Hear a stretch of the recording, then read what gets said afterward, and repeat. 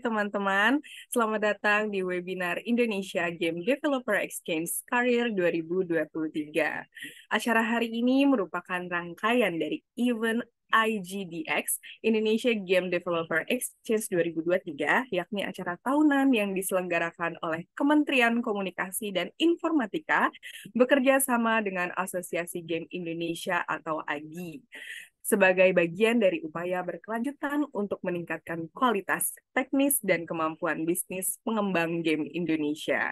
Dan IGDX Career merupakan ajang career awareness serta sebagai wadah yang menghubungkan para penyedia lapangan kerja dengan mencari pekerja untuk game development dan bidang terkait lainnya.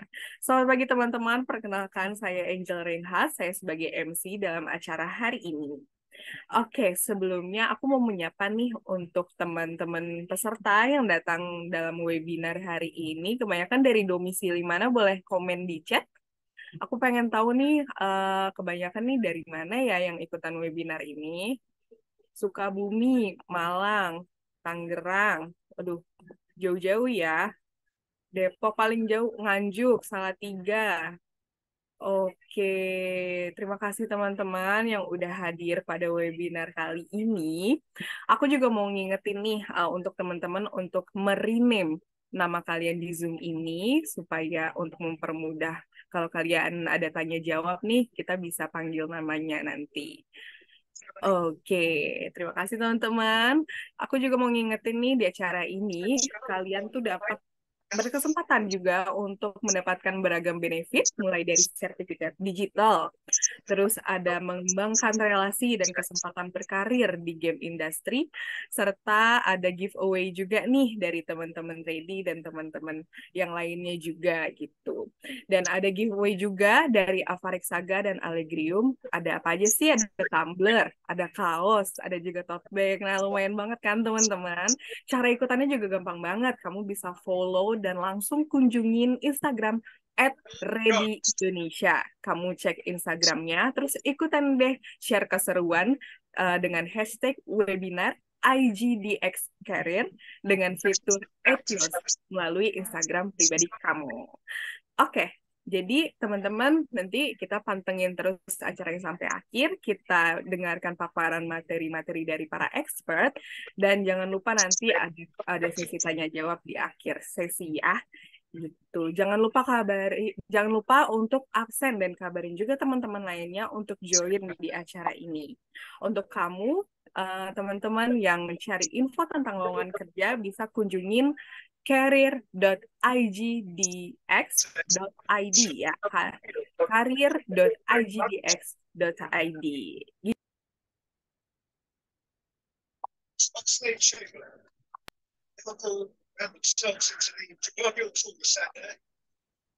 Oke teman-teman, tadi katanya suaranya macet. Sekarang udah kedengeran ya? Aman? Kalau aman boleh minta jempolnya teman-teman. Oke, sorry ya, tadi agak kendala teknis.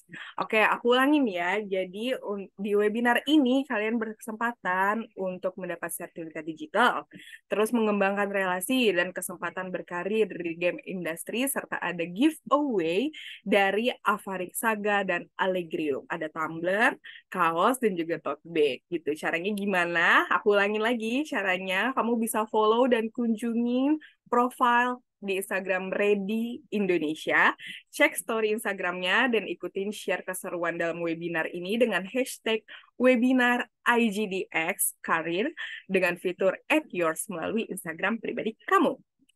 Jadi pantengin terus acaranya, kita dengerin sama-sama pemaparan dari para expert, dan nantinya juga ada sesi tanya jawab yang diharapkan teman-teman juga ikut aktif dalam berpartisipasi. Jangan lupa untuk isi absensi, kabarin juga teman-teman lainnya untuk join sekarang. Untuk kamu juga teman-teman yang butuh info lowongan kerja, kamu bisa kunjungin career.igdx.id. Oke, teman-teman.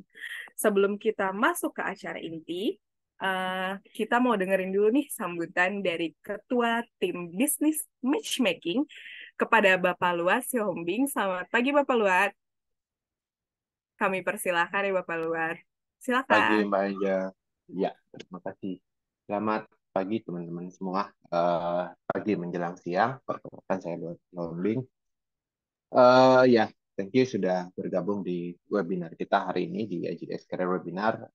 Kita mau bicara tentang insight the game industry. Nanti ada Mbak Sasa, thank you Mbak Sasa dari Avarik Saga dan juga Mbak Ayu dari Aliglium sudah berkenan untuk mengisi acara kita di hari ini. Ya, izin saya sharing sedikit tentang apa itu IGDX, so kenapa teman-teman, terus kenapa kita buatin IGDX Karir sebenarnya gitu ya. Saya izin share screen. Oke, kelihatan ya. Udah kelihatan, Pak. Mantap. Oke, thank you. Iya. So kenapa sih ada IGDX sebenarnya? IGDX ini kerja bareng-bareng yang kita cetuskan bareng-bareng 2019 bareng Asosiasi Game Indonesia untuk melihat sebenarnya gimana uh, industri game Indonesia itu bisa level up, bisa naik kelas kayak gitulah ceritanya. Uh, karena kita lihat banyak produk yang kita pakai itu mungkin masih banyak produk luar, so sebenarnya kemana sih orang-orangnya kayak gitu. Ketika bicara industri, tidak sedikit kita bicara tentang talent gitu loh. So talent-talent di Indonesia itu ada di mana?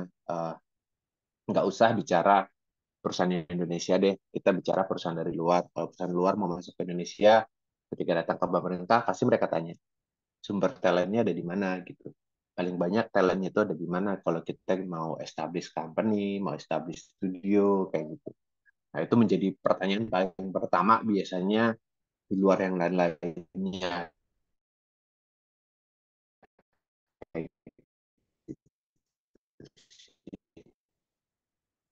So,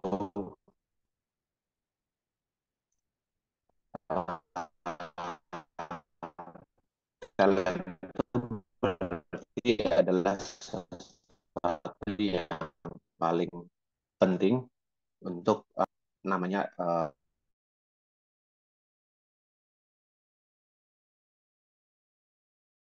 mau mencoba berkarir, eh, sebenarnya ada perusahaan-perusahaannya nggak sih gitu, mungkin itu pertanyaan paling pertama terutama dari sisi orang tua ya. Nah, kalau dari sisi dari developers, kita bisa lihat bahwa eh, dominansi wilayah memang masih Pulau Jawa gitu ya, Pulau Jawa, tapi tidak sedikit bahwa ada juga di daerah-daerah lain kayak gitu, Sumatera, Sulawesi, Maluku, Papua, Kalimantan, Bali, Nusa Tenggara. Dan di sisi lihat dari establishment game commerce Indonesia itu meningkat terus dari dulu sampai sekarang 2022 23 juga bertambah terus gitu ya, baik yang indie kayak gitu ya, walaupun kebanyakan mungkin perusahaan indie seperti itu. Nah, artinya bahwa perusahaan itu bertumbuh, entrepreneur atau pengusaha di bidang game industri itu bertambah seperti itu. Nah, kalau balik ke teman-teman kayak gitu, balik ke teman-teman, saya lulusannya apa?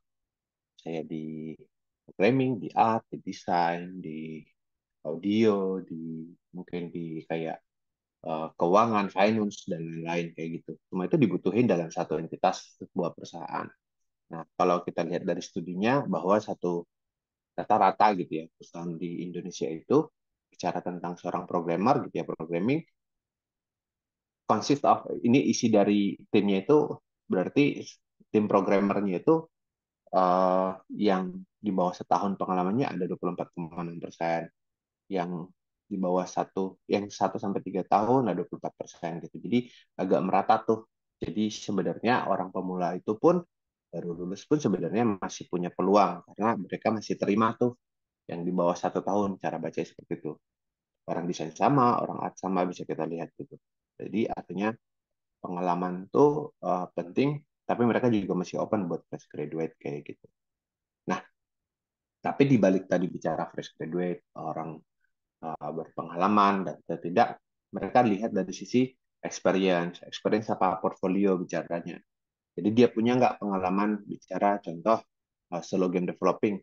Ini dianggap penting sekali ini yang di Orange gitu ya. Berarti sekitar 50-an% perspektif dari sebuah perusahaan game itu bahwa punya pengalaman solo game developing itu sangat itu penting. Dan bicara itu uh, team based game developing itu menjadi very important, sangat penting. Itu lebih dari 40-an persen sampai 50-an persen itu bicara bahwa itu penting sekali. Artinya apa? Mungkin udah mulai belajar bagaimana kerja dengan tim karena kan nggak kerja sendiri ya gitu. Jadi itu jadi penting. Artinya teman-teman sejak mungkin di sini ada yang sudah lulus atau yang belum lulus udah mulai tuh siapin punya tim, pengalaman buat satu develop baru, mungkin beda-beda tim tapi tahu cara kerja tim itu seperti apa itu menjadi uh, penting sekali seperti itu. Nah, di sini formal education certification tidak lebih penting dibanding pengalaman tadi. Jadi teman-teman sertifikat penting, kelulusan penting karena itu terkait mindset dan lain-lain ya. Tapi bicara apa namanya? Bicara pengalaman menjadi sangat penting sekali punya portfolio kayak gitu. Nah, bicara seniority di dalam satu company itu ya uh, junior developer tuh lead senior developer tinggi banyak 47,2%, junior developer 37%, intern juga ada. Artinya yang belum lulus nih mau intern dulu, ternyata banyak nih sebenarnya peluangnya di game company. Mereka terbuka sekali buat intern developer yang mau coba apply ke mereka bisa sebenarnya kayak gitu. Nah, bicara IGDX tadi saya bilang bahwa ini buat lompatan kita gimana bahwa game industry ini lebih besar lagi. Artinya kalau industri semakin besar, opportunity karir makin besar juga seperti itu sih. Nah, di kita itu ada 4 buat sharing, ada 4 sebenarnya kegiatan aktivitas pertama kita ada akademi, bisnis, karir, conference gitu. Akademi itu jadi kayak mentoring session antara si developers di company dengan mentor yang kita hire gitu lah. Ini dari 2021 udah jalan semua online. Sebelum untuk ikut di sini tuh kita kurasi dulu ada 2 level, advance sama intermediate. Intermediate itu yang early, advance yang sudah lebih more experience gitu ya. Itu mentor-mentornya cukup banyak. Jadi di advance itu umumnya kita minimum 2 tahun sudah development experience, intermediate itu baru. Lalu mereka juga mungkin pernah ikut incubation ICSI, DTS, digital talent scholarship-nya Kominfo kayak gitu. Nah, mereka punya peluang untuk dapetin mentoring itu. Kalau yang di advance dapat global mentor, yang di intermediate dapat lokal mentor. Nah, itu biasanya dapat sessionnya satu. Kalau di intermediate di advance itu dapat 2 mentor, di intermediate itu dapat 2 mentor juga. Lalu itu panjang, uh, bisa 5 sampai 7 sesi selama 6 bulan seperti itu. Jadi yang didapat apa sih biasanya dari mentor itu kalau kita sudah dalam satu studio, satu company, terus belajar apa? Apakah technical melulu gitu? Enggak juga. Di situ kita belajar tentang company strategi, bisnis strategi, secara teknikal juga produk, marketing, dan lain-lain gitu. Jadi hal-hal yang lebih strategik yang nanti di technical product juga mungkin dibantu sama si mentornya kayak gitu sih.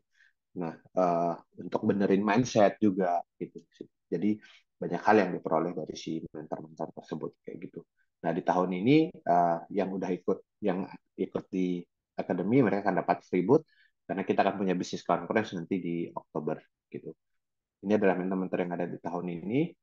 Uh, ya, ini karir ini yang paling relevan mungkin buat teman-teman di hari ini bahwa IGDX Kominfo itu provide satu platform uh, itu untuk membuka lowongan bagi perusahaan-perusahaan game Indonesia. Kita kerjasama dengan Ready, satu startup di bidang pembukaan apa namanya lowongan seperti itu, job career platform. Nah, lalu kenapa sih kita buatin ini gitu ya?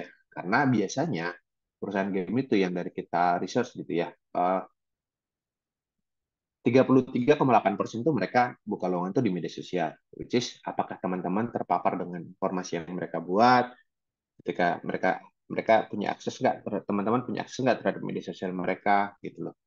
Nah, kalau nggak, berarti teman-teman nggak tahu, oh ternyata ada lowongan ya di situ, ya, ada opportunity di situ, gitu. Nah, 26,6% itu personal networks, gitu loh. Jadi dari teman ke teman, gitu. Nah, kita melihat bahwa secara kacamata kita bahwa kasihan nih, sayang nih talent-talent yang mungkin yang bagus, yang mungkin tidak terbiasa terjejaring dengan perusahaan-perusahaan game ini, nggak terpapar nih. Nah, kita coba melakukan pendekatan dengan membuka satu platform khusus untuk game industry. Nanti teman-teman bisa lihat lowongannya di sana, lalu ada lowongan apa aja di sana gitu. Ini sudah kita jalankan di 2021 dan 2022, cukup banyak lowongan yang dibuka, cukup banyak perusahaan yang rata-rata di atas 25 perusahaan yang membuka lowongan, baik itu full time, internship, dan lain-lain kayak gitu. Nah, di tahun ini sudah ada beberapa list dari perusahaan, baik dari dalam maupun luar negeri, karena ada PlayStation Studio Malaysia juga. Ada yang internship, ada yang full timer kayak gitu. Jadi teman-teman bisa lihat di sana tuh langsung nanti buka di karir.igdex.id, habis acara langsung aja liatin, mau apply, siapin portfolio, CV dan lain-lain kayak gitu. Jangan lepas kesempatan seperti itu. Nah, kita nanti akan ada business and conference di Bali tanggal 11 sampai 13 Oktober, mungkin yang pengen lihat sebenarnya seberapa besar di industri game Indonesia. Di sana akan ada conference di tanggal 13-nya, akan ada showcase juga di tanggal 11, 12 sampai 13 di area di venue yang sama kayak gitu. Jadi kalau teman-teman pengen mingle juga, networking juga dengan para studio-studio game yang ada di Indonesia, ya boleh nabung dari sekarang, boleh datang ke sana, open untuk publik, bisa buka daftar nanti di igdex.id, bisa lihat informasinya di sana buat yang mau daftar conference dan lain kayak gitu. Jadi bisa teman-teman lihat seberapa besar sih sebenarnya industri ini di Indonesia kayak gitu.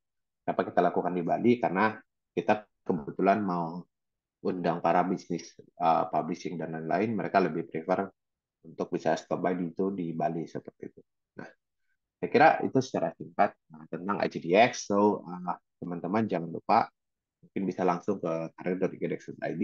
Nanti teman-teman bisa lihat peluang-peluang yang bisa teman dapatkan ada di sana gitu. Mungkin gitu dari saya sebagai pembuka. So, selamat mengikuti webinar di hari ini. Pasti ada topik-topik menarik, bisa teman-teman tanya juga. Ada para pembicara yang mungkin sudah banyak melihat bagaimana portfolio daripada para orang yang ingin terjun di dunia di industri game Indonesia gitu. Terima kasih Maja, silakan. Oke, terima kasih Pak Luat atas sambutannya. Nah, teman-teman udah ada undangan tuh ya dari Pak Luat untuk ngikutin IGDX di Bali. 11 sampai 12 Oktober tuh ada IGDX Business dan tanggal 13 Oktobernya ada IGDX Conference. Nah, teman-teman bisa banget tuh untuk ikut ke Bali ya, mulai nabung dari sekarang dan jangan lupa teman-teman yang butuh info lowongan kerja bisa langsung aja ngunjungin career.igdx.id.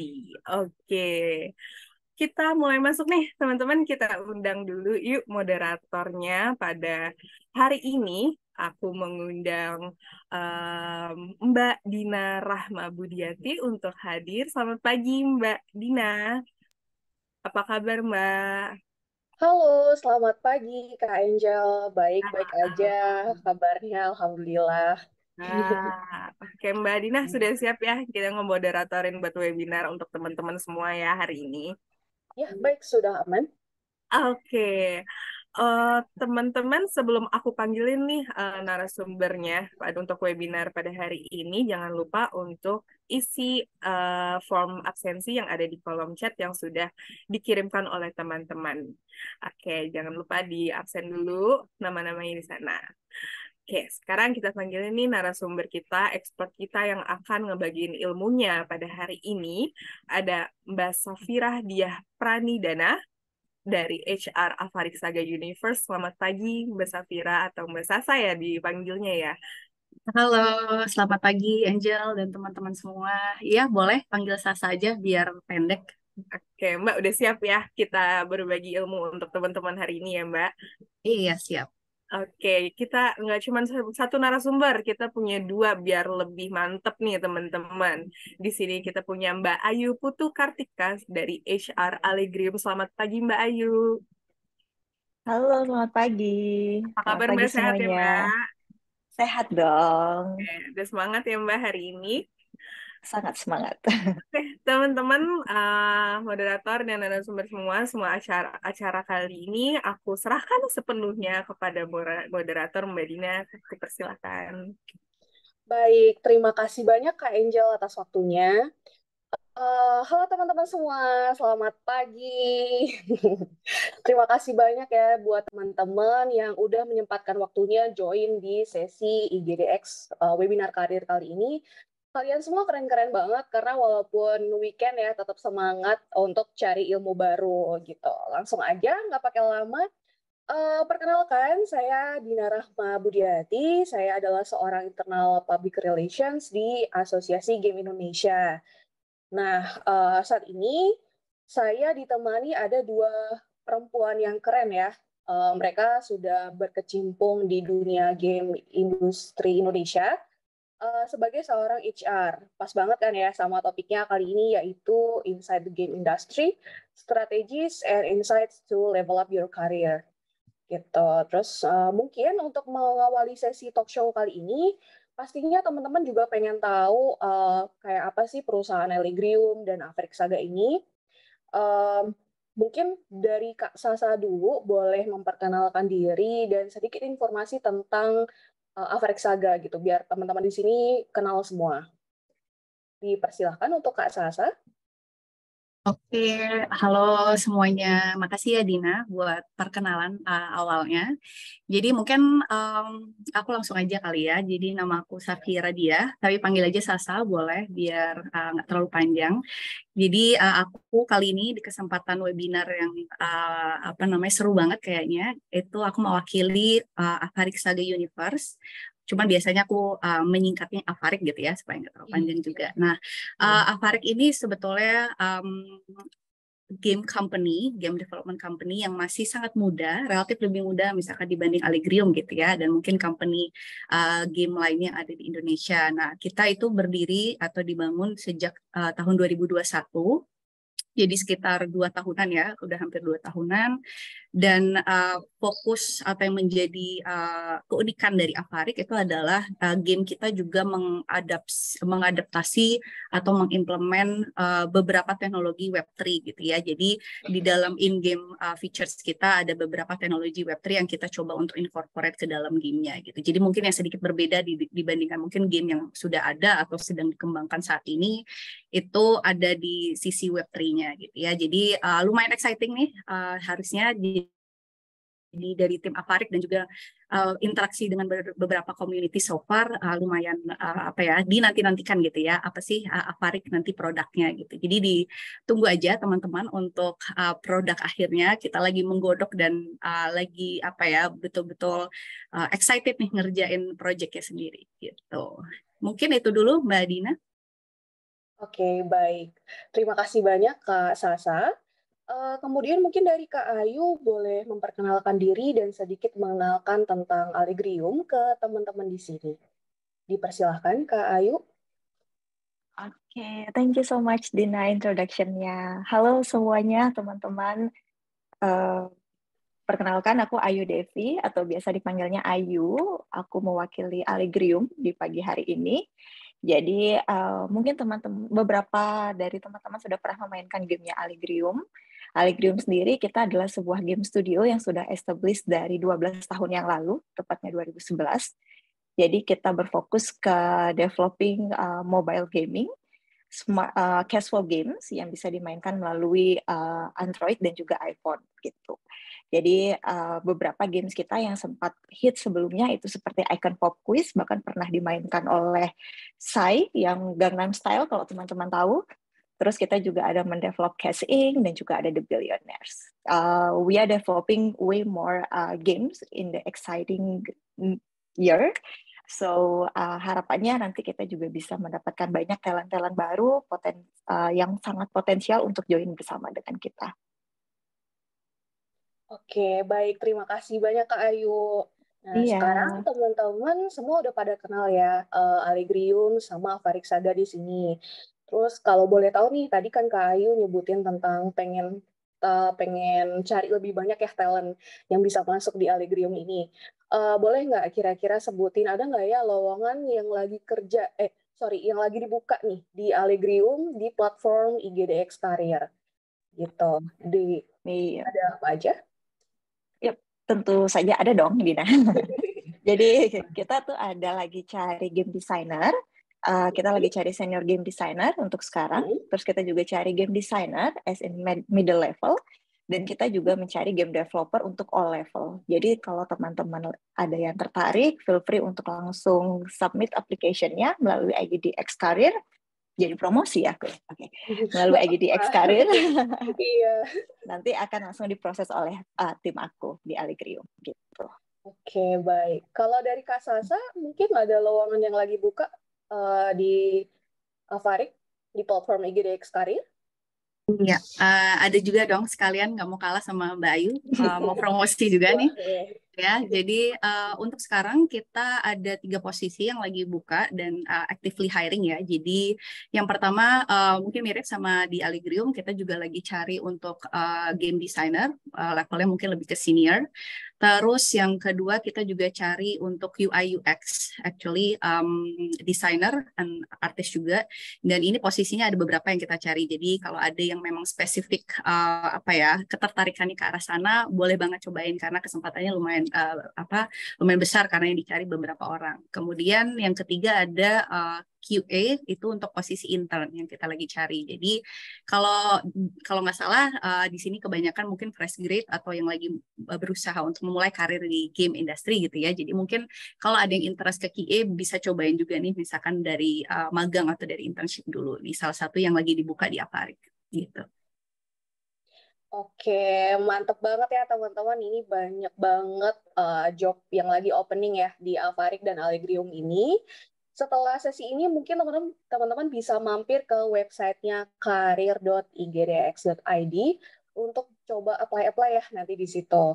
Terus tentunya buat persiapan apply, kalau ada pertanyaan boleh banget langsung ditanyain di Zoom ya, kolom komentar. Akan langsung dijawab sama HR-nya. Kapan lagi kan dijawab langsung sama HR-nya buat persiapan apply gitu. Nah mungkin sambil nunggu pertanyaan dari teman-teman, aku ada sedikit pertanyaan ya, diskusi dikit aja sih sama Kak Sasa sama Kak Ayu. Mungkin yang pertama ke Kak Sasa dulu, pengen tanya, kira-kira ada nggak sih skill dan kualifikasi spesifik yang dilihat para HR di industri game saat hiring? Seperti itu. Oke, makasih buat pertanyaannya Dina. Jadi untuk sepertinya sih nggak hanya di industri game ya sebetulnya ya, pasti ada skill dan kualifikasi yang spesifik. Tapi sebetulnya kita lihat lagi konteksnya lebih ke posisi atau role-nya dari apa yang sedang dicari gitu. Jadi misalkan kita nggak bisa samakan ekspektasi skill dan kualifikasi dari misalnya game artis sama QA atau game designer misalnya, itu kan pasti akan membutuhkan skill atau kualifikasi yang berbeda-beda juga. Jadi mungkin konkretnya adalah skill dan kualifikasi yang spesifik dilihat itu based on posisi atau role apa sih yang sedang dicari gitu. Nah mungkin benang merahnya kalau di game industry tadi ya sebenarnya paparan dari Pak Luwat itu sangat insightful bagi aku juga gitu ya. Tadi ikut nyimak juga data-datanya. Itu yang menarik adalah memang pada akhirnya itu pengalaman gitu ya sebetulnya dilihat pengalaman dari apakah sebelumnya bisa pernah terlibat di project yang misalkan game developing di tim mungkin atau yang indie gitu ya itu sangat menjadi bonus poin lah ya ketika kita melakukan seleksi kandidat untuk satu posisi tertentu gitu. Tapi jangan khawatir sebetulnya ya everyone got to start somewhere. Kalau belum ada pengalaman seperti yang mungkin dipaparkan Pak Luwat, nggak masalah. Tadi mungkin bisa coba cari internship misalnya, atau coba cari bergabung dengan project-project lain yang mungkin dalam bentuk freelance dulu gitu ya. Jadi lebih banyak memaparkan diri kepada pengalaman game development juga gitu. Mungkin lebih ke situ, Dina.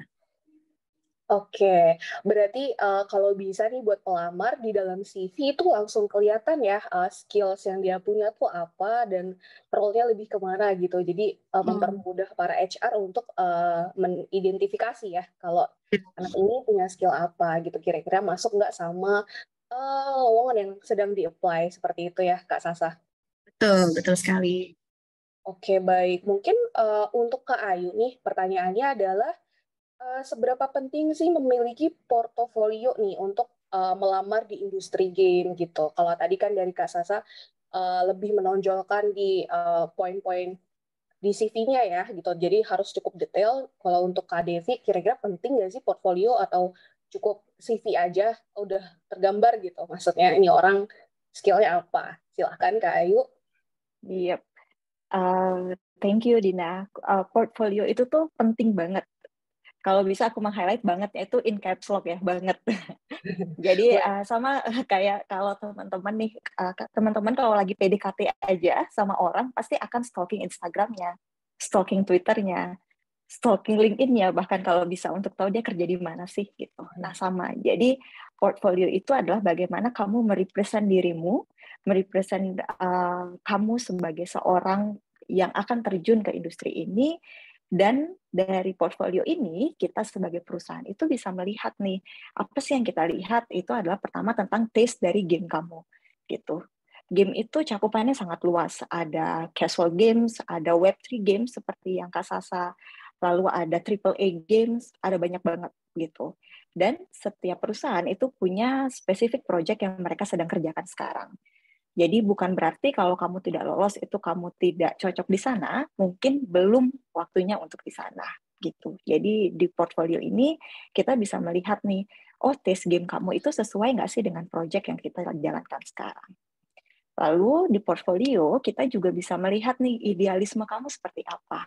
Tidak memungkiri semua orang yang berada di industri kreatif punya idealisme masing-masing. Aku yakin semua orang di sini juga setuju terhadap itu gitu. Ada beberapa game developer yang lebih senang mengerjakan multiplayer games. Ada juga yang lebih senang mengerjakan ya udah single games aja gitu. Nah, di sini di portfolio kita akan melihat idealisme kamu sejalan nggak sih dengan idealismenya perusahaan.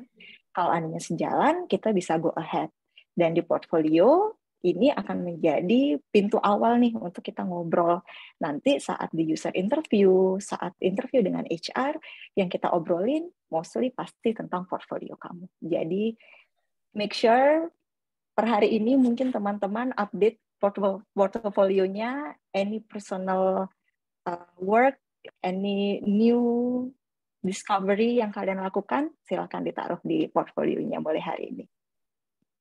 Oke, baik Kak Ayu. Jadi portofolio ini seakan-akan melengkapi CV ya gitu. Jadi dia memperjelas yang tadinya di CV itu hanya menonjolkan oh kira-kira nih orang punya skill A gitu. Tapi di portofolio itu lebih jelas lagi tentang tadi selera gamenya ya yang dibuat Kak Ayu. Kira-kira dia idealismenya sama nggak sama visi misi perusahaan juga gitu ya.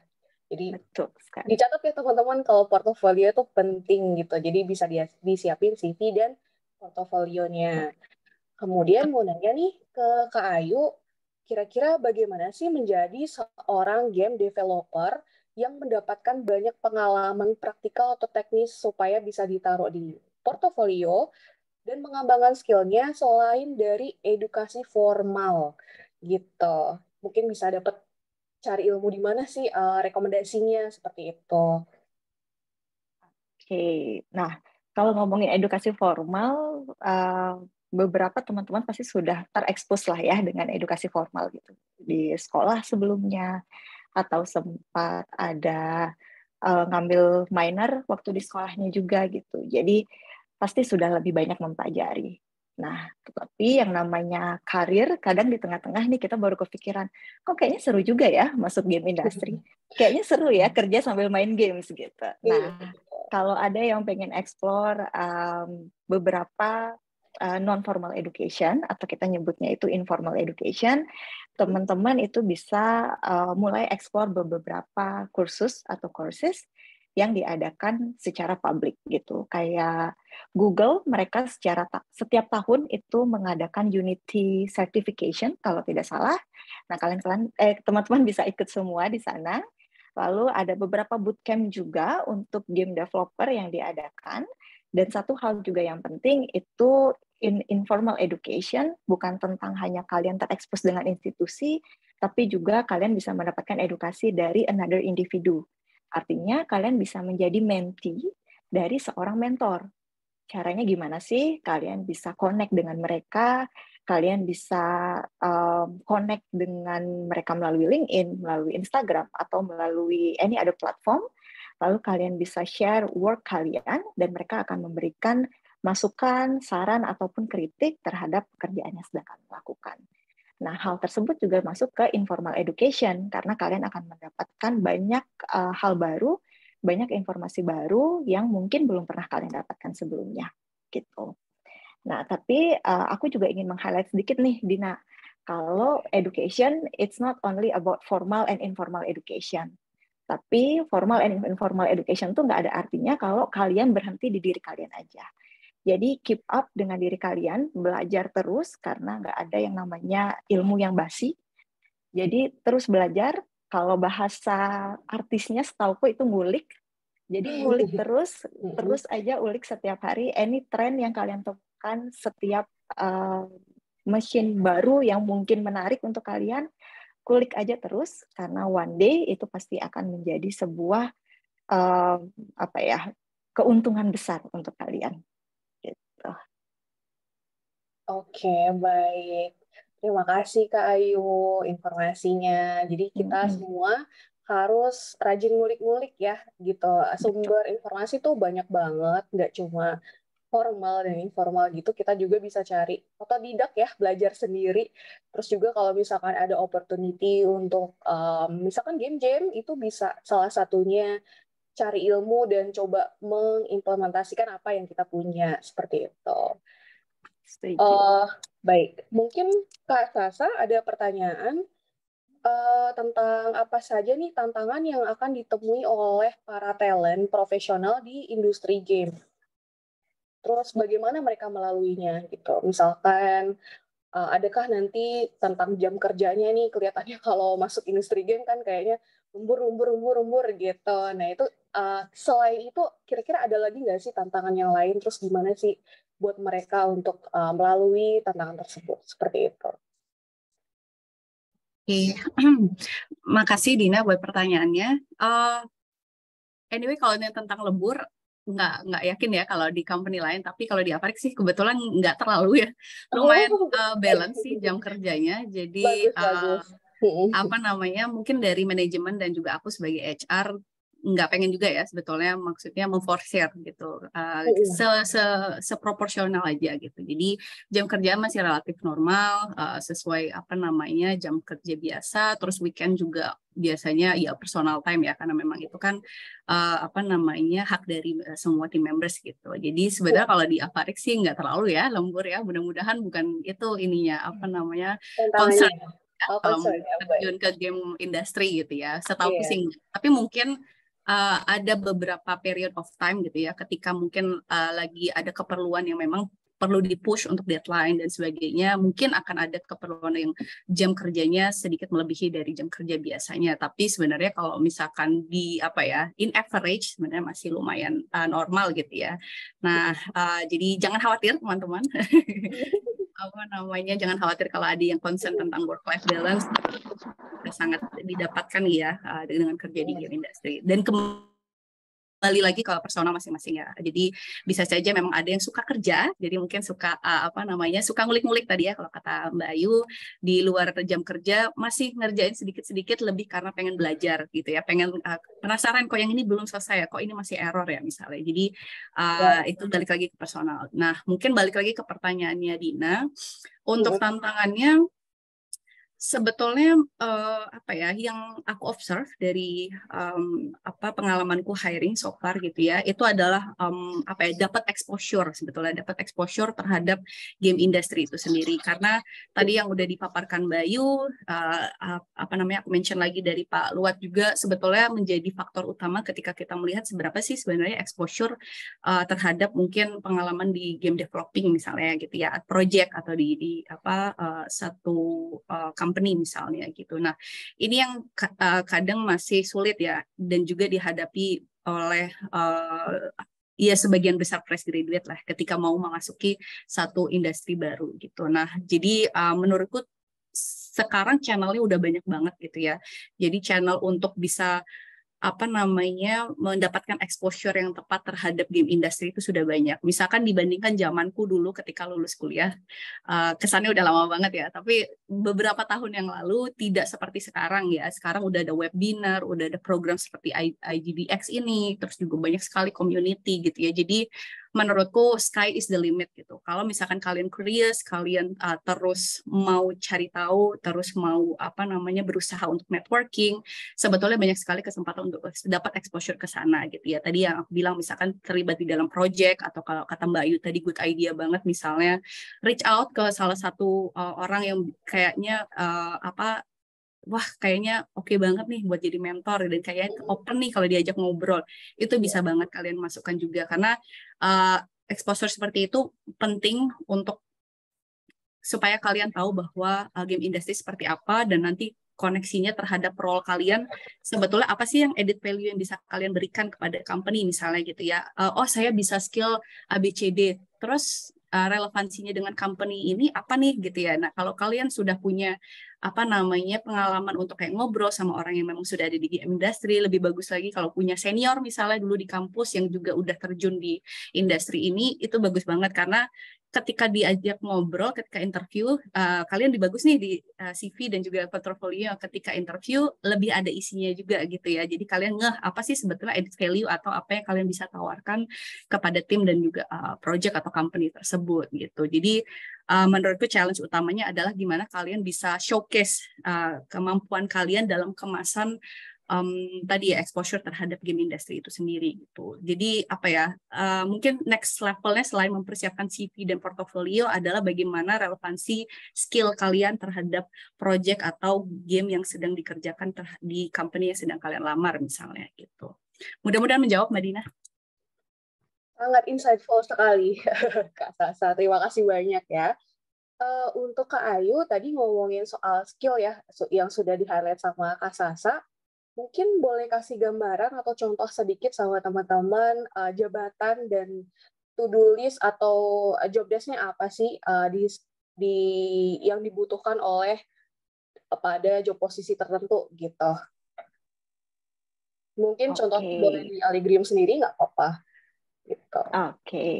Iya, karena tadi waktu Dina nanya, aku langsung berpikir, wah banyak banget nih yang ada di otak yang pengen aku ceritakan. Iya. Yang namanya development game itu nggak kayak kita mau makan, kita ke dapur, ada makanan, terus kita makan gitu. Tidak semudah itu gitu. Proses memasaknya juga involved di dalamnya, proses beli bahan bakunya juga involved di dalamnya gitu. Jadi sebuah proses yang panjang. Kalau di Allegrium, journey of a game kita itu selalu studied dari pengolahan sebuah data. Jadi di Allegrium kita punya data analyst, data engineer, dan juga game designer. Mereka bertiga akan bekerja, they will crunch the data. Mereka olah itu data untuk tahu nih, oh sekarang yang lagi trending apa sih di market. Untuk target market yang kita memang targetkan, kira-kira mereka lebih suka games yang sejenis apa sih, kayak gitu. Nah, tentu saja kalau data engineer, data analis, mereka perlu ability untuk terbiasa mengolah data, terutama data-data besar, dan juga untuk game designer, mereka terbiasa untuk mengolah data dan juga untuk manage di project, gitu. Nah, setelah nanti game ini udah terbayang kira-kira, oh kita punya trending di game puzzle nih, yang targetnya itu perempuan dalam range 25 tahun sampai 38 tahun gitu, let's say. Nah, setelah itu datanya akan diolah lagi oleh game designer. Kira-kira game apa sih yang bisa kita develop dari data ini? Nah, game designer di sini akan banyak nih fokusnya dalam melakukan research, kira-kira game puzzle yang untuk perempuan di umur segitu, game puzzle yang sejenis apa sih? Apakah seperti Candy Crush? Atau nanti dibuat yang berbeda gitu. Nah, itu nanti game designer akan dibantu oleh namanya game researcher. Game researcher ini akan melakukan research dengan data kualitatif gitu. Nah, setelah datanya selesai dan udah kebayang nih kira-kira, oh kita akan develop game A gitu. Game ini akan dikirim ke produser. Di Allegrium kita menyebutnya produser. Jadi kalau kayak teman-teman membuat sebuah film, ada sutradara. Nah, kalau di Allegrium yang akan mengepalai semua proses ini itu adalah produser. Nah, produser ini sangat penting untuk punya kemampuan project management. Mereka akan membagi tugas nih setiap tim untuk untuk pengerjaan ini akan berapa lama. Nanti setelah ini akan dilanjutkan oleh siapa. Itu semua produser yang akan menghandle. Jadi project management, how to meet the deadline itu harus dimiliki oleh seorang produser gitu. Nah, setelah itu kita masuk ke tahap production nih. Di tahap production itu ada 3 yang aku ingin highlight, itu adalah game development, jadi coding. Lalu yang kedua itu adalah game artist, yaitu art-nya. Lalu yang ketiga itu adalah dari sisi suaranya atau sound-nya. Di game development itu tentu saja ada game developer. Lalu di artist itu kita ada 3D, 2D, UI UX, dan juga technical artist. Lalu di sound itu ada sound engineer. Nah, skill-nya mungkin teman-teman juga udah tahu ya, kalau di game development tentu saja harus paham engine yang kita gunakan. Kita pakai Unity, mostly pakainya C#. Lalu untuk di game artist pasti tentu saja perlu orang yang terbiasa dengan Photoshop, Figma, terus Blender yang kayak gitu. Lalu setelah udah gamenya selesai nih, kita perlu testing gamenya sebelum akhirnya nanti dimainkan oleh teman-teman. Testing ini nanti fungsinya untuk tahu nih, oh gamenya udah sesuai belum ya dengan apa yang diharapkan oleh game designer. Jadi di testing kita perlu yang namanya QA atau Quality Assurance. QA itu tentu saja perlu skill testing secara manual dan juga automation gitu. Nah, kalau secara manual mereka perlu bisa bikin test checklist, mereka juga perlu bisa bikin beberapa prototyping test gitu untuk memastikan kalau semua yang dites itu hasilnya bagus gitu. Setelah dari QA kita akan publish games-nya. Setelah dipublish nanti akan muncul nih data yang bisa kita tarik dari games yang sudah kita publish dalam periode waktu tertentu. Setelah datanya selesai, data ini akan kembali lagi ke proses awal tadi, teman-teman, yaitu proses pengolahan data yang dilakukan oleh data analis, data engineer, dan juga game designer. Seperti itu terus-menerus secara cycle, jadi balik lagi ke awal, nanti setelah udah selesai prosesnya akan balik lagi ke awal. Kayak gitu sih, Dina. Panjang nih jawabannya. Iya. Masaknya panjang banget ya, butuh Panjang banget. setelah ini ada proses ini gitu. Jadi tiap role itu kayak punya tanggung jawab yang benar-benar krusial ya gitu, dan beda-beda gitu kan di setiap to-do list-nya. Mungkin kalau dari Kak Sasa kurang lebih sama atau ada tambahan dari yang tadi disampaikan Kak Ayu tentang jenis-jenis gambaran lah ya job posisi yang ada di Avarik nih, dan kira-kira job desk-nya mereka sehari-harinya bagaimana, seperti itu. Oke. Sebetulnya udah sangat lengkap ya dari Mbak Ayu, ini thank you banget.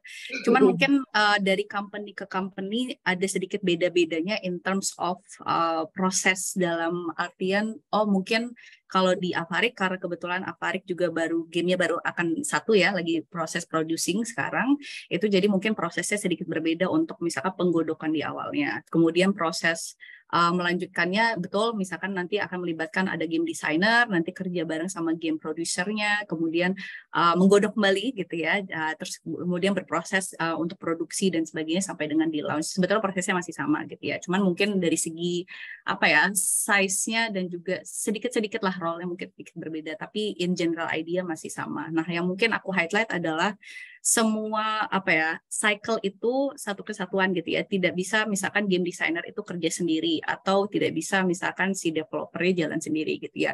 Nah, developer juga misalkan perlu paham GDD-nya seperti apa, game desainnya itu mau dibuat seperti apa sih gamenya, itu harus paham. Jadi harus bersinergi lah atau berkolaborasi dengan game desainnya. Sama dengan nanti yang ngetes di ujung misalnya QA-nya juga perlu paham nih, oh ini desain atau game apa sih yang mau dibuat gitu ya. kemudian baru dites sesuai nggak dengan apa yang didesain di awal misalnya gitu. Jadi itu adalah cycle yang semuanya berkolaborasi dan bersinergi. Jadi ketika walaupun aku nggak secara langsung ya mengembangkan gamenya, tapi aku lebih banyak observe, tapi sangat sangat terlihat sebetulnya sinergi dan kolaborasi dari satu role ke role lain gitu ya. Jadi kalau misalkan teman-teman memang beraspirasi untuk terlibat dalam satu proses yang collaborate kayak gitu, itu game development adalah jawaban karir sih gitu ya. Jadi akan sangat terasa dan exposure-nya akan sangat bagus buat kalian. Oke, baik. Terima kasih banyak Kak Sasa. Mungkin pertanyaan terakhir ya sebelum kita bacain pertanyaan dari teman-teman di sini. Sebenarnya pertanyaan titipan sih, mungkin buat orang-orang yang sebelumnya bukan di game industry, nah pingin karir shift. Kira apa aja nih yang harus disiapin sama mereka, karena kan mereka belum terpapar ya sama istilah-istilah gaming mungkin, atau di portfolionya juga pastinya belum ada soal game. Nah gitu, apa yang harus dia lakukan atau siapkan supaya bisa meyakinkan para HR nih kalau dia tuh mau career shift dan benar-benar passionnya dia di gaming gitu, tapi di CV sama portfolio dia belum punya gitu. Mungkin bisa dari Kak Sasa atau Kak Ayu yang akan menjawab duluan. Dari aku mungkin dulu ya, nanti Mbak Ayu silahkan kalau ada yang mau ditambahkan. Jadi kalau shifting karir ya pasti bisa, semua pasti bisa, nggak ada yang nggak bisa lah gitu ya.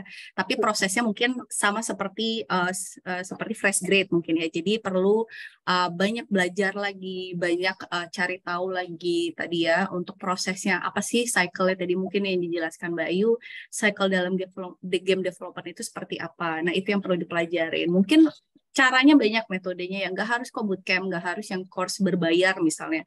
Banyak kok channel-channel pembelajaran lain yang juga bisa diakses secara mudah dan juga terjangkau gitu. Nah itu titik start point-nya lah gitu ya sebagai mau memulai karir di game industri gitu. Kemudian dari situ kan juga nanti dikulik-kulik, oke, sebenarnya tertariknya di mananya sih? Kan abstrak banget ya. Oke, mau shifting ke game industri sebelah mananya gitu. Kemudian setelah paham prosesnya seperti apa, ketertarikannya ada di sebelah mana nih? Misalkan di pinpoint, oke, kayaknya lebih tertarik karena suka gambar misalnya ya. Oke, lebih senang kayaknya di bagian artnya gitu ya. Jadi mungkin considering kayak 2D artisnya misalnya atau illustrationnya kayak gitu ya. Jadi mungkin bisa dikonsider ke arah sana. Tapi kan lumayan banyak yang teknikal ya posisi-posisi di game development itu. Jadi perlu ditunjang dengan skill yang hard skill. Jadi lumayan perlu nih untuk dimatangkan lagi, diasah terus gitu ya. Karena berkembang terus kan pasti ilmunya gitu. Nah itu yang perlu dilakukan juga. Nah tadi juga aku sempat ngintip beberapa pertanyaan kayaknya menanyakan portofolio nih. Kayaknya topik yang banyak ditanyakan.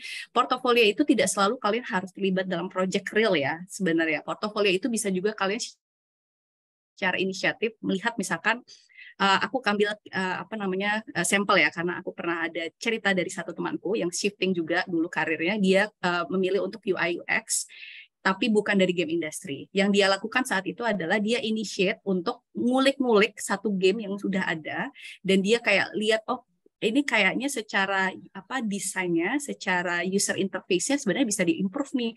Kemudian dia secara inisiatif bikin nih improvement yang menurut dia bagus dan menurut dia bisa diterapkan oleh game yang sudah ada ini. Kemudian dia masukkan dalam portofolionya. Jadi sebetulnya portofolio itu tidak hanya ketika kalian betul-betul mengerjakan project, tapi bisa juga misalkan kalian inisiatif hal-hal seperti itu. Itu another idea ya. Jadi jangan batasi diri kalian kayak nggak punya portofolio nggak bisa dong berarti game design, nggak juga gitu ya. Sebetulnya kalau kalian punya banyak idea terus cukup berani untuk kayak oke, kita coba explore yang kayaknya belum kepikiran orang lain, aku bisa deh kayaknya kerjain gitu ya. Jadi itu juga another thing to consider gitu ya. Kalau misalkan belum ada akses atau exposure ke game development project itu sendiri misalnya gitu. Mungkin Mbak Yu bisa menambahkan? Iya, sebenarnya udah di cover lumayan banyak nih sama Kak Sasa. Terutama tentang nggak ada yang namanya harus specific formal education untuk kamu switching ke karir gitu. Nah, jadi balik lagi aku pengen mengingatkan juga ke teman-teman kalau any personal personal experience yang kamu punya. Let's say kamu mencoba sesuatu, kamu ada ngulik hal baru, itu juga bisa dijadikan portfolio gitu. Dan portfolio itu bukan berarti harus lengkap banget nih. Oh, ini sudah di-approve oleh ini.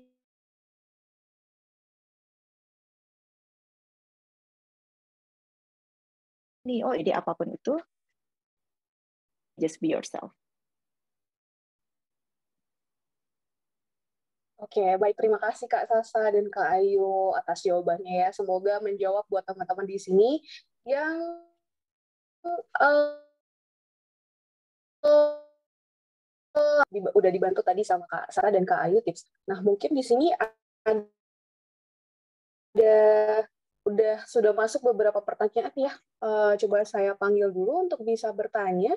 Ada dari Kak Farid Muzakir. Mungkin boleh open cam dan open mic untuk bisa bertanya langsung. Farid Muzakir. Aduh, Kak, maaf, saya lagi di tempat kerja juga ini. Oh, gitu. Baik. Iya, Kalau sekalian gitu nonton. coba saya bacakan aja ya pertanyaannya. Iya, mohon maaf ya, Kak. Nggak apa-apa. Oke, baik. Boleh.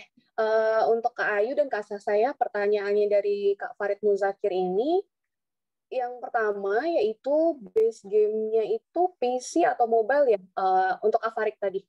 Gitu. Terus pertanyaan kedua langsung aja ya, karena dari Kak Farid Muzakir juga, beliau bertanya, minta rekomendasi course minta rekomendasi course untuk game dev, terus ada software khusus nggak untuk build game gitu.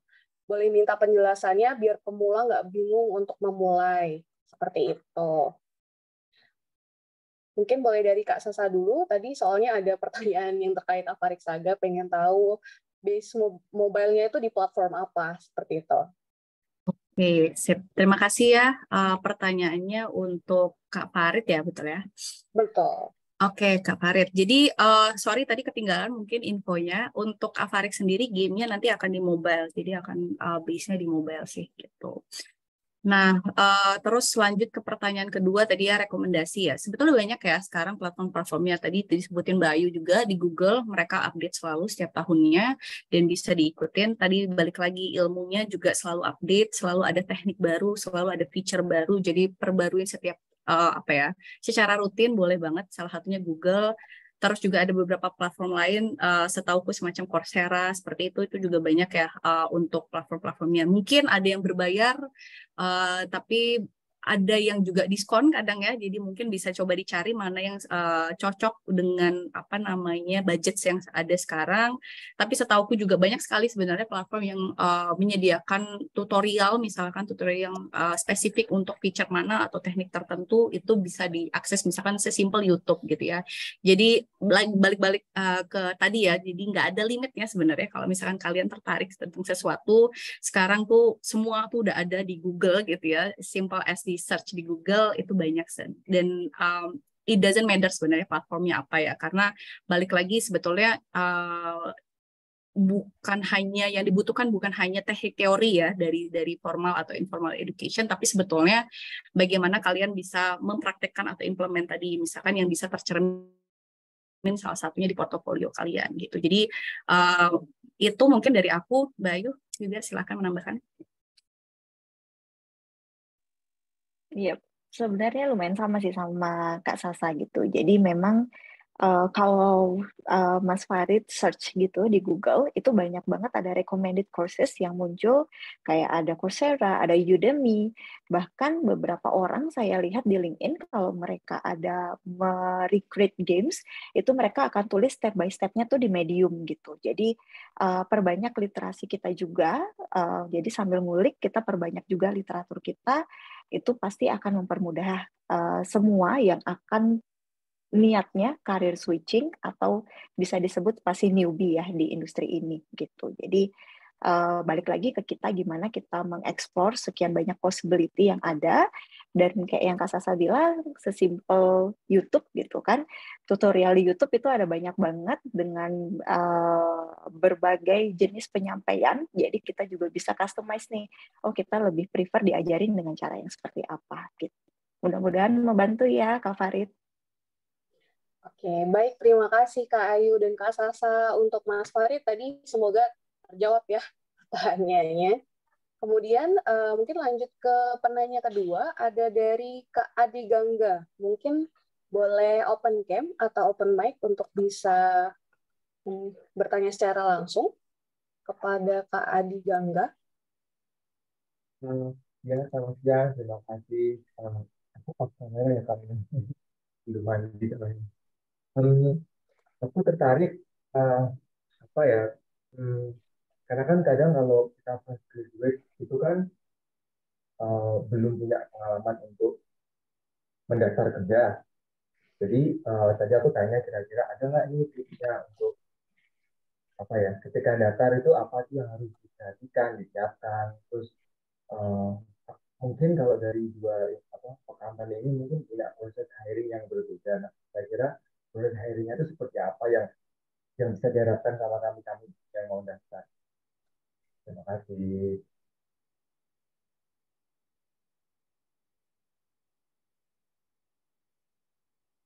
Baik, terima kasih Kak Adi Gangga gitu. Mungkin saya coba recap sedikit ya. Pertanyaannya saya ulang sedikit. Pertanyaannya yaitu bisa kasih tips nggak untuk teman-teman yang ingin mendaftar kerja, apa yang perlu diperhatikan dan disiapkan ketika lolos untuk wawancara. Terus gimana sih secara overall proses hiring di industri game gitu. Mungkin ada berapa step seperti itu yang harus dilalui. Boleh dari Kak Ayu dulu mungkin? Iya, boleh. Nah, mungkin nanti Kak Sasa juga bisa menambahkan ya, karena pasti ada beberapa proses yang berbeda antara Allegrium dan juga Avarik Saga. Jadi kalau di Allegrium sendiri, itu prosesnya kita berawal dari tes. Jadi kita ada beberapa tes teknikal yang harus dilalui oleh kandidat gitu. Jadi tes teknikal ini untuk memastikan we didn't waste your time. Jadi sebelum kita akhirnya mengundang untuk interview, kita memastikan kalau memang kamu itu sevisi dengan proyek yang sedang kita jalankan. Setelah tes, itu nanti kita akan lanjut ke HR interview untuk ngomongin dari sisi hal-hal yang related dengan diri kamu, any experience related with the job, itu kita akan obrolin di HR interview. Lalu setelah itu ada user interview. User interview biasanya fokus ngomongin mengenai hal-hal yang berhubungan dengan technical. Let's say kamu adalah seorang game developer, di sana akan ngomongin, oh kamu sudah terbiasa dengan engine apa aja, dengan programming language apa aja sih, gitu. Jadi di technical semuanya dibahas saat user interview. Lalu jika semuanya sudah oke, kita akan ada final interview. Final interview ini biasanya sudah tahap akhir, di mana kita hanya ingin memastikan you are the one that fit with our culture gitu. Jadi culture fitness itu akan direview saat HR interview dan juga final interview untuk memastikan adaptasi kalian itu nanti prosesnya gampang saat bareng sama kita, ataupun ternyata kalau ada sesuatu yang memang kalian butuhkan selama proses, kita bisa siapkan lebih awal gitu. Saat sudah selesai final interview, kita akan lanjut offering dan that's it, kita bisa mulai onboarding dengan kamu. Nah, pertanyaan berikutnya tadi tentang kalau sudah lolos untuk wawancara ya, seperti apa gitu. Jadi kalau kamu sudah lolos wawancara, congratulations, itu one step ahead. Kamu sudah mengalahkan sekian banyak orang dan akhirnya kamu dipanggil untuk interview. Satu hal yang ingin aku highlight adalah wawancara itu, balik lagi kayak yang aku bilang tadi, itu adalah kamu menjadi dirimu, just be yourself, ceritakan any experience yang kamu pernah punya sebelumnya, experience yang related, kamu apply untuk game developer, jadi kamu akan ceritakan semua game yang pernah kamu develop sebelumnya gitu. Kamu pernah develop dari bagian apanya aja, lalu kamu dibantu oleh apa, prosesnya seperti apa, kamu bisa ceritakan nanti saat interview. Dan saat ngobrol, saat interview, penting untuk kita mempersiapkan kerangka kita berbicara, teman-teman. Jadi mungkin terlalu banyak informasi yang pengen kita share, jadi sebelum interview kita ngerasa kayak overwhelmed sama informasi kita sendiri gitu. Jadi lebih baik mulai coret-coret sedikit di kertas, bikin kerangka bicara. Kalau adanya ditanya ini, jawabannya nanti kerangkanya seperti ini, gitu. Jadi semuanya akan structure dan mudah dipahami oleh orang yang interview kamu, gitu. Dan selain itu, yang paling penting dalam interview adalah industry knowledge. Kamu juga harus paham nih gitu, apa sih yang akan kamu lihat di industri ini. Kamu akan memasuki sebuah industri baru, industri ini punya apa aja sih, surprise apa sih yang mereka biasanya punya gitu untuk newcomer. Seperti di games, itu biasanya mereka akan ditanya mengenai idealisme, mereka akan ditanya mengenai beberapa hal kayak interest, bahkan hobi bermain games apa, itu juga bisa akan ditanyakan saat interview gitu. Jadi pastikan saat sebelum interview sudah sempat cari-cari tahu sedikit tentang perusahaannya dan juga tentang industrinya seperti apa gitu. Kalau dari Kak Sasa ada tambahan? Sorry. Oke. Udah lengkap ya, harusnya prosesnya sih mirip antara dengan di Avarik gitu ya. Cuman mungkin ada beberapa yang seperti kalau di Avarik contohnya ada HR call dulu biasanya. Lebih karena supaya kita ada filter di awal, terus juga betul karena di game development itu kan lumayan teknikal ya, jadi biasanya tidak cukup hanya kita lihat dari CV atau dari portofolio, tapi biasanya kita akan adakan technical test gitu ya. Nah, mungkin yang aku mau highlight di technical test ini tidak hanya seperti di sekolah ya, jadi kita menguji kemampuan gitu ya, nggak juga, cuman sebetulnya objektifnya juga memberikan kesempatan kepada teman-teman kandidat gitu ya, untuk bisa mendapatkan insight kira-kira seperti apa sih yang akan dikerjakan nantinya gitu ya. Jadi misalkan contohnya kemarin kita ada rekrut untuk 2D artis atau ilustrator juga gitu ya. Nah itu kan artis itu kan punya style masing-masing ya, punya cara work art-nya itu berbeda-beda gitu. Nah, kita sebetulnya pengen lihat alignment-nya dengan requirement yang lagi kita cari spesifik untuk project game kita. Nah, itu baru bisa tercermin sebetulnya di technical test gitu ya. Apakah di kandidat ini cocok nih sama dengan apa yang sedang kita cari. Nah, kalau misalkan ternyata nggak match, bukan berarti kandidatnya ini jelek ya, nggak bisa gambar misalnya gitu. Nggak juga, cuman balik lagi sebetulnya ada mismatch antara apa yang sedang dicari dengan company gitu ya. Jadi itu juga mau aku highlight. Kalau misalkan kalian merasa kayak ternyata bukan yang aku pengen nih, ternyata bisa dilihat dari technical test juga gitu. Jadi tidak hanya company yang mengakses kandidat, tapi kandidat juga bisa mengakses kerjaannya gitu ya. Ini kesempatan kalian untuk bisa melihat apakah this is something that you looking for gitu. Nah itu juga apa ya, satu mindset yang mungkin pengen aku highlight gitu. Karena kan kesannya kalau selama hiring itu selalu melulu nih company yang nilai gitu ya, company ngejudge, kesannya kan kayak judgmental banget gitu ya. Tapi sebetulnya proses hiring itu juga ada untuk kandidat menilai apakah company ini adalah memang sesuai dengan career aspiration, sesuai dengan career goal kalian gitu. Jadi gunakan kesempatan itu juga untuk tanya sebanyak-banyaknya kalau interview aktif gitu ya, nanya misalkan kepoin aja projectnya, kalian punya kesempatan untuk ngobrol sama HR, kalian punya kesempatan untuk ngobrol sama user, which is nggak semua kandidat punya kesempatan atau privilege itu, tanya sebanyak-banyaknya gitu ya, karena dengan kalian bertanya itu menunjukkan curiosity dan menunjukkan bahwa kalian memang interest nih terhadap project yang sedang dikerjakan oleh company-nya. That's tambahan lah mungkin kalau ketika interview. Dan juga pasti kedengarannya klise, tapi menurutku penting banget adalah jadilah diri kalian sendiri, mungkin best version of yourself gitu ya. Jadi tampilkan sisi-sisi kalian yang menurut kalian menjual gitu ya, tanda kutip, bahwa wah kayaknya mereka harus tahu kalau aku punya sisi curious, aku punya sisi pengen belajar gitu ya. Jadi coba tonjolkan itu di sesi interview gitu ya, tidak tercermin di mungkin proses sebelumnya di CV, portofolio maupun technical test gitu. Itu aja sih tambahannya Mbak Ayu dan juga Dina. Iya, aku juga mau menambahkan sedikit nih, Dina. Boleh. Jadi sedikit promosi, LinkedIn-nya Allegrium itu mostly kita sekarang lagi banyak ada konten tentang tips-tips interview nih teman-teman. Jadi interview gimana, how to write a right CV dan lainnya. Mungkin kalau teman-teman pengen tahu lebih lanjut, bisa connect with us di LinkedIn. Jadi nanti bisa juga dibantu oleh timku di Allegrium untuk memastikan kayak udah benar belum ya CV yang kalian bikin, atau udah cocok belum ya. Oke, baik. Terima kasih banyak Kak Ayu dan Kak Safira. Kak Sasa, tadi saya baca aja Anyway, yang ada di layar. Anyway, aku juga udah lihat sih di page-nya Allegrium.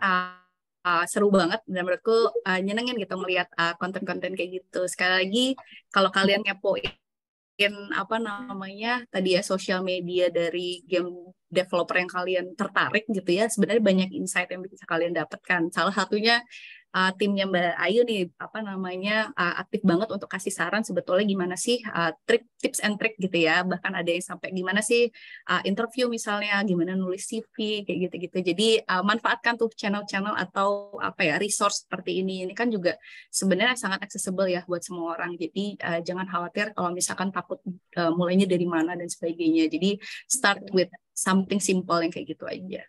Oke, baik Kak Ayu dan Kak Sasa, kita coba move ke penanya selanjutnya ya. Ada dari Kak Ferdi Nur Muhammad, mungkin boleh open cam atau open mic untuk menanyakan pertanyaannya. Halo Kak Ferdi Nur Muhammad.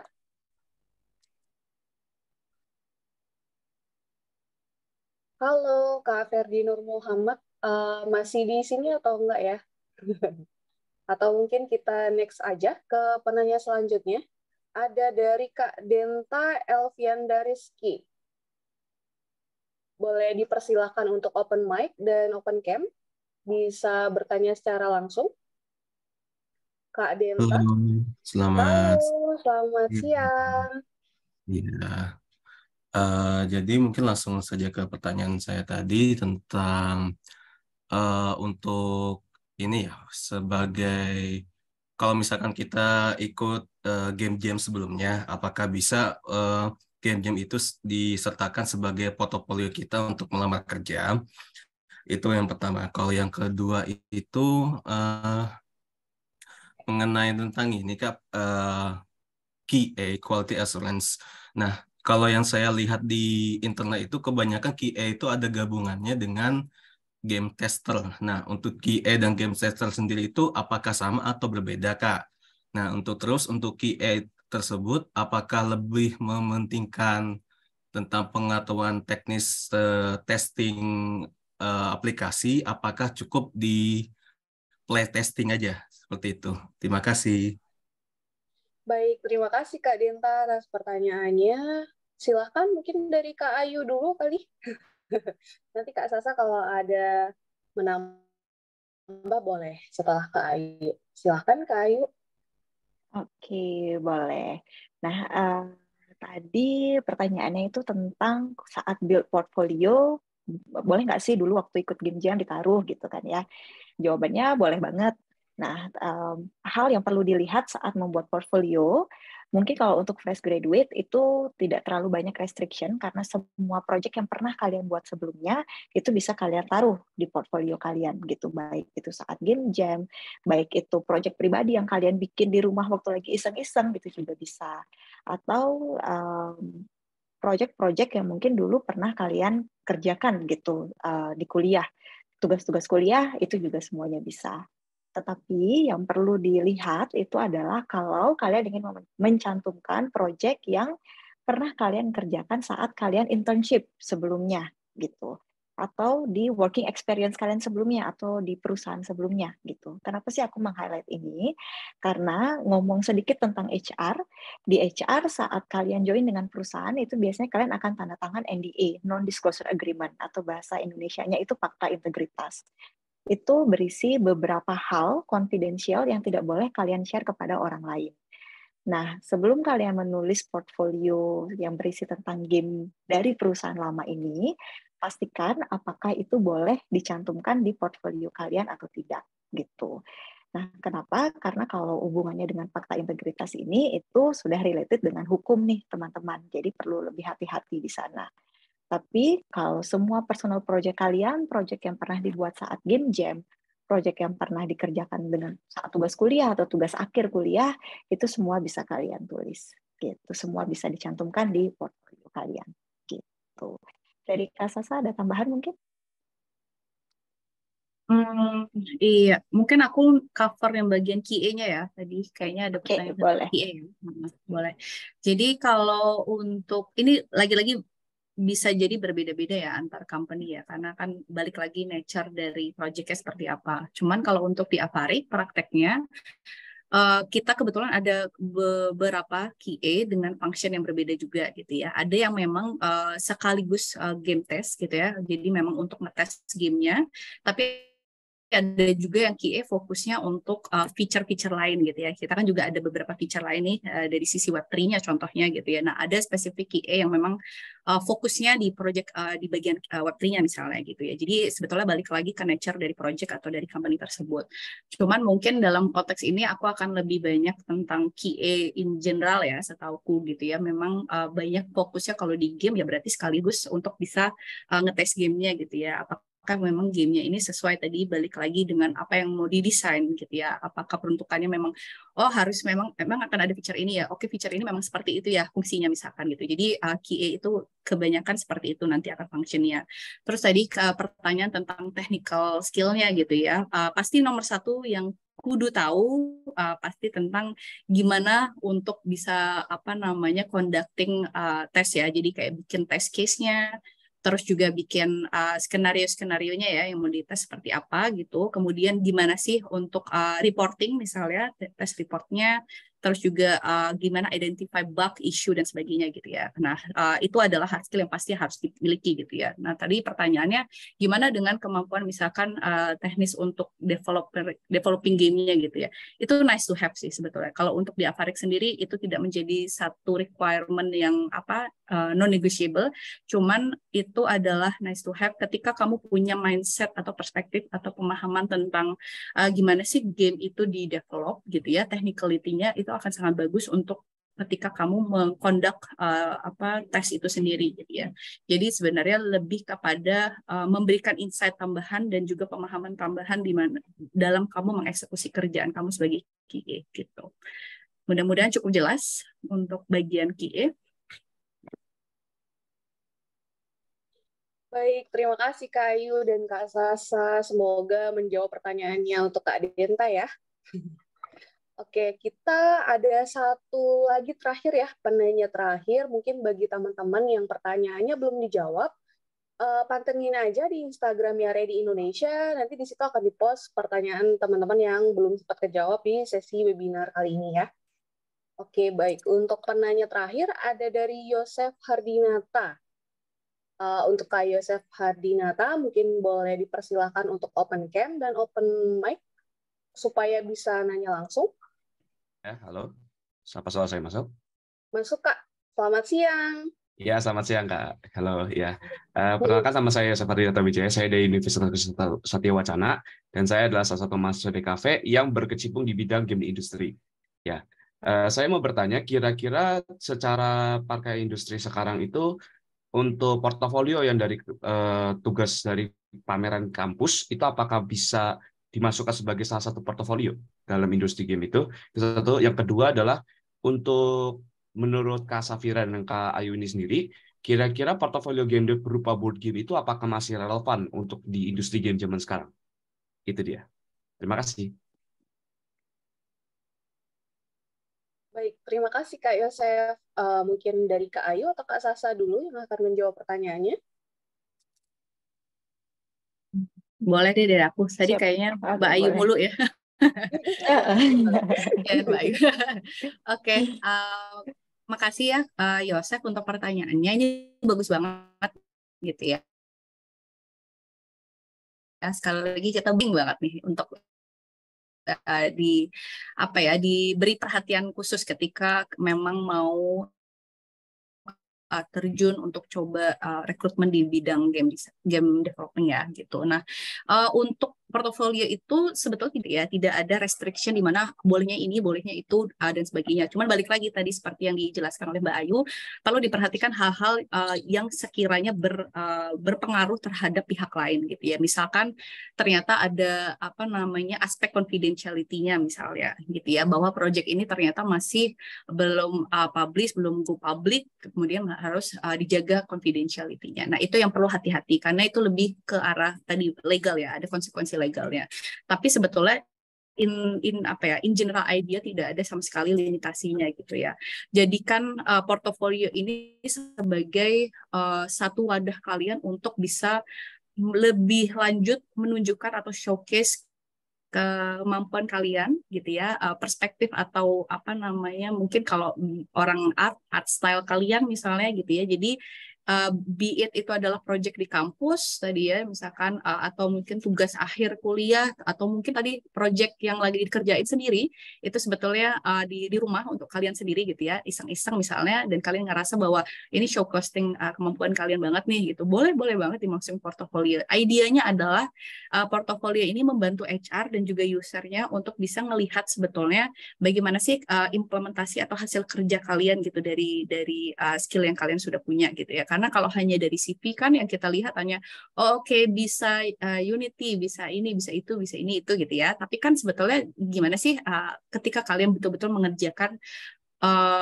real case misalkan gitu, dan nggak harus ya, balik lagi, nggak harus project, nggak harus spesifik misalkan join ke company dulu gitu baru bisa bikin portofolio, nggak juga gitu ya. Tadi bisa juga misalkan contohnya pakai tugas akhir kuliah atau project di kampus dulu gitu.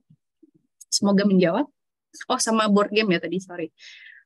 Untuk board game sebetulnya balik lagi gitu ya, ke company atau project yang lagi dikerjain. Jadi relevansinya nggak bisa kita generalisasi kira-kira di semua game industri di Indonesia masih relevan atau enggak gitu ya. Contohnya kalau misalkan di Avarik gitu ya, kalau di Avarik sendiri sebetulnya masih ada relevansi gitu ya, karena di dalam apa namanya beberapa mekanismenya atau gameplaynya itu kita juga masih ada implement beberapa mekanik dari board game sendiri gitu ya. Jadi kalau bilang relevansi, balik lagi sebetulnya ke masing-masing project atau masing-masing company seperti apa yang sedang dikerjakan gitu.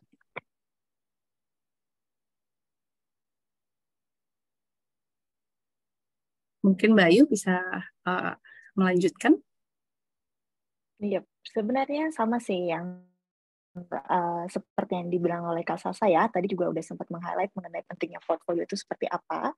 Mungkin ingin menambahkan yang board game ini gitu. Sebenarnya board game itu kan bisa dibilang sebuah game yang memang kayak turun-temurun semua orang juga memainkannya gitu kan ya, dari dulu juga sampai sekarang gitu. Tetapi balik lagi ke relevansinya seperti apa, game yang kamu develop itu dengan apa yang lagi dicari nih di sebuah project dari itu useless ya nggak bakal kepake gitu, nggak juga. Mungkin akan kepake one day saat projectnya memang cocok dengan perusahaan tersebut gitu sih. Jadi ya don't stop there karena ternyata nggak bisa kepake gitu. Jangan stop di sana, tetap aja lanjutin apa yang kamu lakukan dan one day pasti akan ketemu kok yang tepat di mana. Semoga menjawab ya. Oke, Baik, baik. terima kasih Terima Kak. kasih Kak Ayu dan Kak Sasa. Buat Kak Yosef, semoga tercerahkan ya. Jangan patah semangat, pokoknya diulik aja, dilanjut terus perjuangannya gitu ya. Oke, nah kita semua nih udah belajar bareng-bareng, udah dapat bekal dan insight yang bagus banget nih tentang persiapan berkarir di industri game Indonesia. Terus buat teman-teman yang udah pada dengar tadi pemaparan dari Kak Sasa dan Kak Ayu, pastinya boleh lanjut dong ke next step, yaitu saatnya apply.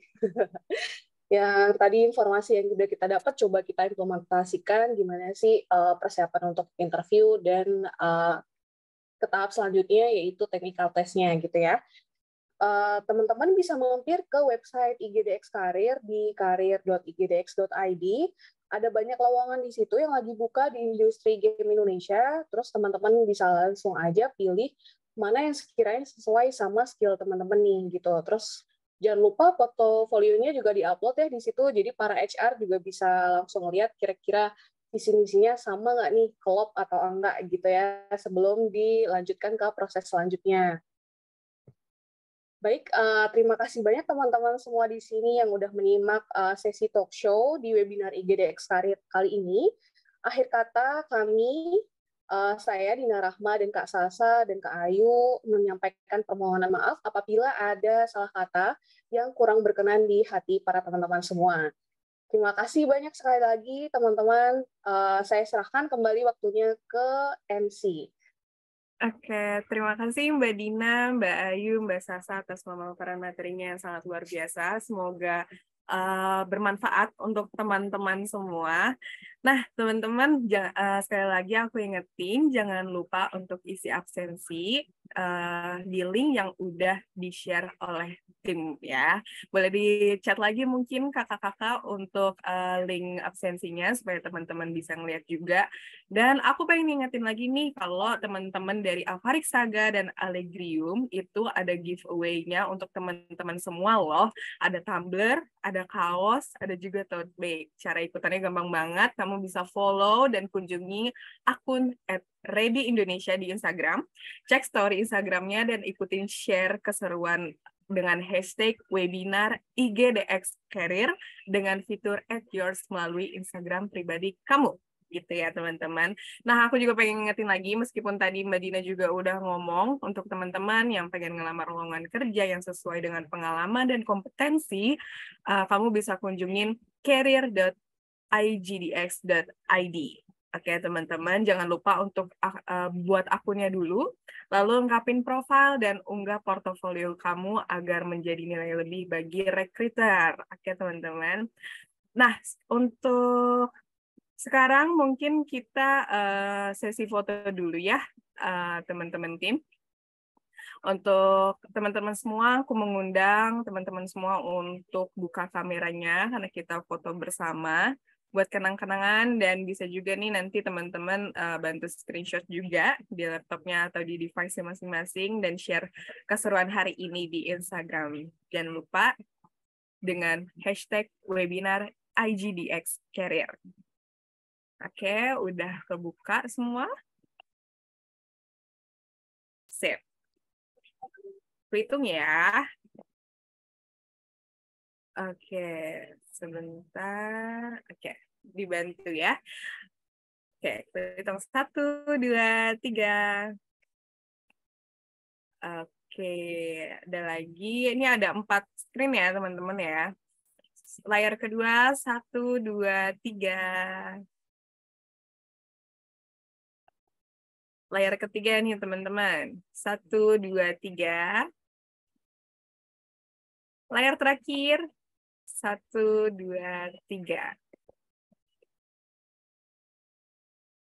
Oke.